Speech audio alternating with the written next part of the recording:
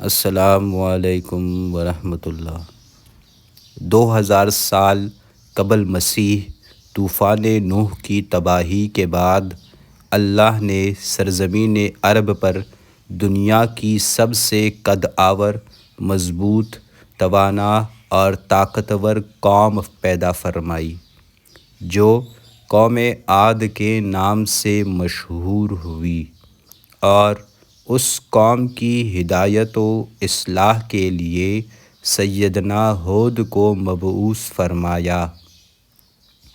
مورخین لکھتے ہیں کہ عاد نامی شخص سیدنا نوح کی چوتھی نسل میں ان کے بیٹے سام کی اولاد میں سے تھا۔ کیونکہ یہ قوم کا سردار اور بادشاہ تھا، لہٰذا اس کی اولاد اور اس کی قوم اس کے نام سے منسوب ہوئی اور قوم عاد کہلائی۔ بعض کتب میں اس کا شجرہ نسب یوں بیان کیا گیا ہے: عاد ابن اوس ابن ارم ابن سام ابن نوح۔ یہ اعرابی لوگ تھے جو طویل، اونچے اور مضبوط ستونوں پر قائم کردہ عالیشان محلات میں رہا کرتے تھے۔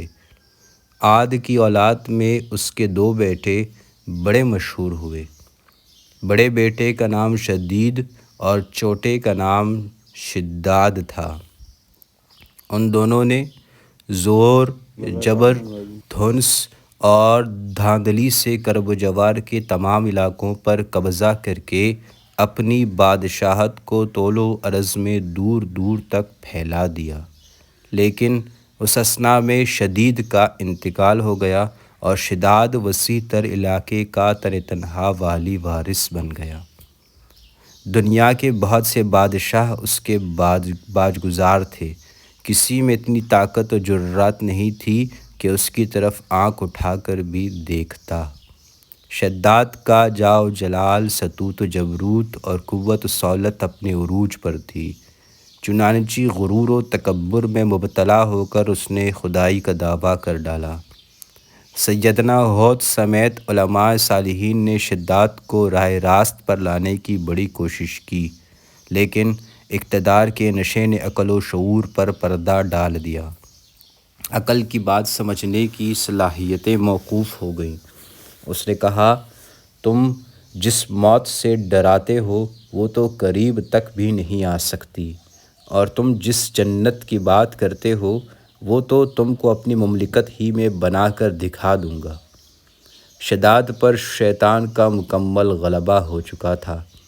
اس نے فرمان جاری کیا کہ دنیا بھر سے سونے چاندی، ہیرے جواہرات جمع کر کے ڈھیر کر دیے جائیں۔ اس نے ملک شام کے ایک صحت افزا مقام کا انتخاب کر کے دنیا بھر سے بہترین ماہر کاریگروں کو جمع کیا اور جنت اراضی بنانے کے کام کا آغاز کر دیا۔ سورۃ الفجر میں اللہ رحمان فرماتے ہیں، وہ ارم جو ستونوں والے تھے۔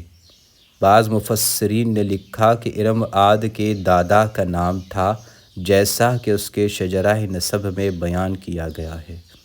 بعض نے کہا کہ عاد کے بیٹے شداد ابن عاد نے اپنی جنت کا نام ارم رکھا تھا، اور ذات العماد اس کی صفت ہے کہ وہ عظیم الشان شہر بہت سے عمودوں پر قائم تھا، جس کے آثار 1984 میں خلائی شٹر چیلنجر کی مدد سے دریافت کیے گئے ہیں، اور یہ علاقہ آج کے عمان کا حصہ ہے۔ ڈاکٹر اسرار احمد رحمۃ اللہ علیہ تحریر فرماتے ہیں کہ عام مورخین کا خیال ہے کہ ارم قوم عاد کے شاہی خاندان کا لقب تھا، جس طرح مصر میں فراعنہ، عراق میں نماردہ اور یمن میں طبائیہ خاندانوں کی حکومتیں تھیں۔ اسی طرح قوم عاد کے علاقے میں ارم خاندان برسر اقتدار تھا۔ یہاں ان کے ستونوں کا ذکر اس لیے کیا گیا کہ وہ لوگ اپنی تعمیرات میں ستونوں کو خصوصی اہمیت دیتے تھے۔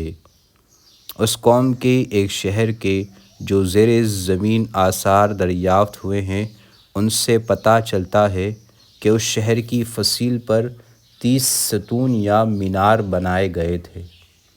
کہا جاتا ہے کہ یہ شہر شداد نے خصوصی اہتمام کے ساتھ بسایا تھا۔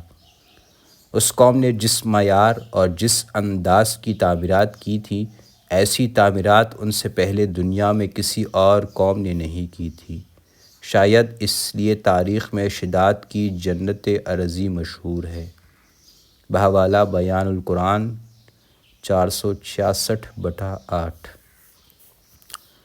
اعلیٰ حضرت امام احمد رضا خان بریلوی رحمۃ اللہ علیہ کنز ایمان میں سورۃ الفجر کی تفسیر کے دوران تحریر فرماتے ہیں کہ زور قوت اور طول قامت میں عاد کے بیٹوں میں سے شداد بھی تھا، جس نے دنیا پر بادشاہت کی اور تمام بادشاہ اس کے مطیع ہو گئے، اور اس نے جنت کا ذکر سن کر برائے سرکشی دنیا میں جنت بنانی چاہی، اور اس ارادے سے ایک شہر عظیم بنایا جس کے محل سونے چاندی کی اینٹوں سے تعمیر کیے گئے اور زبرجد اور یاقوت کے ستون اس کی عمارتوں میں نصب ہوئے۔ ایسے ہی فرش مکانوں اور ستونوں میں بنائے گئے، سنگریزوں کی جگہ آبدار موتی بچھائے گئے، ہر محل کے گرد جواہرات کی نہریں جاری کی گئی، قسم قسم کے درخت حسن و تزئین کے ساتھ لگائے گئے۔ جب یہ شہر مکمل ہوا تو شداد بادشاہ اپنے آیان سلطنت کے ساتھ اس کی طرف روانہ ہوا۔ جب ایک منزل فاصلہ باقی رہا تو آسمان سے ایک ہولناک آواز آئی، جس سے اللہ رحمان نے ان سب کو ہلاک کر دیا۔ امیر معاویہ رضی اللہ عنہ کے زمانے میں عبداللہ ابن کلابہ صحرائے عدن میں اپنے گم ہوئے اونٹ کو تلاش کرتے ہوئے اس شہر میں پہنچے اور اس کی تمام زیب و زینت دیکھی، اور وہاں کوئی رہنے اور بسنے والا نہیں پایا۔ تھوڑے سے زیورات وہاں سے لے کر چلے آئے۔ یہ خبر امیر معاویہ کو معلوم ہوئی تو انہوں نے عبداللہ ابن کلابہ کو بلا بھیجا اور اس سے پورا واقعہ سنا۔ اس کے بعد امیر معاویہ نے کعب احبار رضی اللہ عنہ کو بلا کر دریافت کیا کہ کیا دنیا میں کوئی ایسا شہر ہے؟ انہوں نے کہا کہ ہاں، جس کا ذکر قرآن پاک میں بھی آیا ہے۔ یہ شہر شداد ابن عاد نے بنایا تھا۔ وہ سب عذاب الہی سے ہلاک ہو گئے، ان میں سے دنیا میں کوئی باقی نہ رہا۔ کنز ایمان صفحہ 853 تفسیر سورۃ الفجر۔ مولانا مفتی محمد شفیع صاحب بیان فرماتے ہیں کہ بعض مفسرین نے فرمایا کہ ارم اس جنت کا نام ہے جو عاد کے بیٹے شداد نے بنائی تھی، اور اس کی صفت ذات العماد ہے کہ وہ ایک عظیم الشان عمارت بہت سے عمودوں پر قائم سونے چاندی اور جواہرات سے تعمیر کی گئی تھی، تاکہ لوگ آخرت کی جنت کے بدلے اس نقد جنت کو اختیار کر لیں۔ مگر جب یہ عالیشان محلات تیار ہو گئے اور شداد نے اپنے روسائے مملکت کے ساتھ اس میں جانے کا ارادہ کیا تو اللہ رحمان کا عذاب نازل ہوا، سب ہلاک ہو گئے اور وہ محلات بھی مسمار ہو گئے۔ اس اعتبار سے اس آیت میں قوم عاد کے ایک خاص عذاب کا ذکر ہوا جو شداد ابن عاد اور اس کی بنائی ہوئی جنت پر نازل ہوا۔ معرف القرآن 741/8 تفسیر سورۃ الفجر۔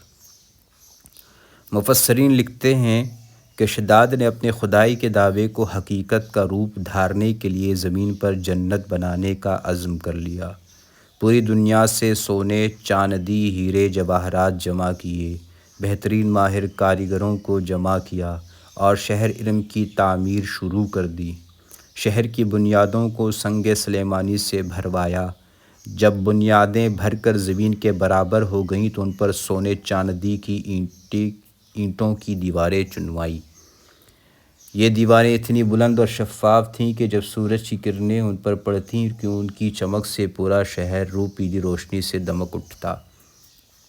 شہر کے درمیان میں ایک حسین و جمیل نہر بنائی گئی، جس کے کناروں پر ایسے مصنوعی درخت لگائے گئے کہ جن کی جڑیں سونے چاندی کی شاخیں اور پتے زمرد، مرجان، نیلم اور زمرد کے تھے۔ ان کے پھول موتی اور یاقوت کے تھے۔ شہر کے بازاروں کو مشک و زعفران اور عنبر و گلاب کی خوشبوؤں سے مہکایا گیا تھا۔ بڑی نہر سے نکلنے والی نہروں میں سے کسی کے اندر میٹھا پانی، کسی میں شراب، کسی میں دودھ، کسی میں شہد و شربت جاری کیا گیا تھا۔ سارے شہر پر ریشم و کمب خواب کے دبیس قالین بچھائے گئے تھے۔ قوم کی حسین و جمیل خواتین کو حوروں کے طور پر شہر میں بسایا گیا تھا۔ ان سب کاموں کی نگرانی شیطان خود کر رہا تھا۔ اس کے شاگرد کاریگروں کے ساتھ سجاوٹ کے کاموں میں دن رات مصروف رہتے تھے۔ شیطان شداد کے مصاحب خاص میں شامل تھے۔ دربار میں اس کا مرتبہ سب سے بلند تھا۔ کہتے ہیں کہ ارم نامی شداد کی اس جنت کو بنانے میں 300 سال کا عرصہ لگا۔ جب شیطان اور اس کے چیلے ماہر کاریگروں کے ساتھ کام مکمل کر چکے اور جنت کی ہر طرح سے تزئین و آرائش کر دی گئی تو شداد کو دعوت دی گئی۔ شداد کی عمر 900 سال ہو چکی تھی۔ وہ اپنے لاؤ لشکر مصاحبین اور عمائدین قوم کے ساتھ غرور و تکبر کے نشے میں چور شہر ارم کی جانب بڑھا۔ راستے بھر اپنے مصاحبین سے طنز و مزاح تمسخر کی باتیں کرتے ہوئے کہتا رہا، کیا ایسی جنت کے لیے تم کسی اور کے آگے جھکنے اور ذلیل ہونے کا کہتے رہے، جبکہ یہ زمین اس کی ہے اور وہ ہی زمین کا خدا ہے؟ کیا کوئی دوسرا ہے جو اس کی قدرت، طاقت اور شان و شوکت کا مقابلہ کر سکتا ہے؟ یہ جنت ان لوگوں کے لیے ہے جو شداد کی پوجا کرتے ہیں۔ شہر ارم کے دروازے پر شداد کا فقید المثال استقبال کیا گیا۔ زر و جواہر نچھاور کیے گئے۔ وہ ناز و ادا کے ساتھ جھومتے لہلہاتے ہوئے جنت کے بہشتے دروازے پر پہنچا۔ حیران کن بات یہ تھی کہ اس کا مصاحب خاص شیطان اچانک غائب ہو چکا تھا۔ شداد بھی گھوڑے کی رکاب سے ایک پاؤں نکال کر دروازے کی چوکھٹ پر رکھنے بھی نہ پایا تھا کہ اس نے اپنے سامنے ایک کبھی ہیکل اجنبی شخص کو راستہ روکے کھڑا پایا۔ شداد نے حیران ہو کر اس اجنبی سے پوچھا کہ تو کون ہے؟ اس نے کہا کہ وہ ملک الموت ہے۔ پوچھا کیوں آئے ہو؟ جواب دیا تیری جان لینے۔ شداد بہت خوفزدہ ہو چکا تھا۔ بولا کہ ایک نظر اپنی جنت کا دیدار تو کر لینے دے۔ جواب ملا، اس کا حکم نہیں، اب تو جہنم رسید ہوگا۔ شداد نے کہا کہ اچھا، گھوڑے سے نیچے تو اتر جاؤں؟ کہا کہ اس کی بھی اجازت نہیں۔ شداد کا ایک پاؤں رکاب میں تھا اور دوسرا چوکھٹ پر کہ ملک الموت نے اس کی روح قبض کر لی۔ اسی اثنا میں سیدنا جبریل نے بڑے زور سے ایک ہولناک چیخ ماری اور ارم شہر سمیت پوری قوم غرق ہو گئی۔ واللہ علم۔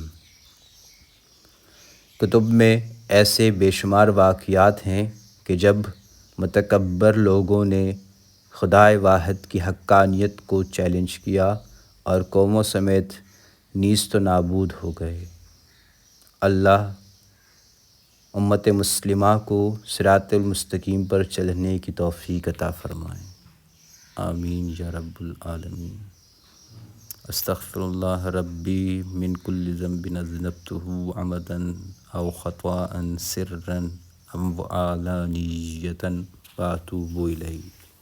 ربی زدنی علما۔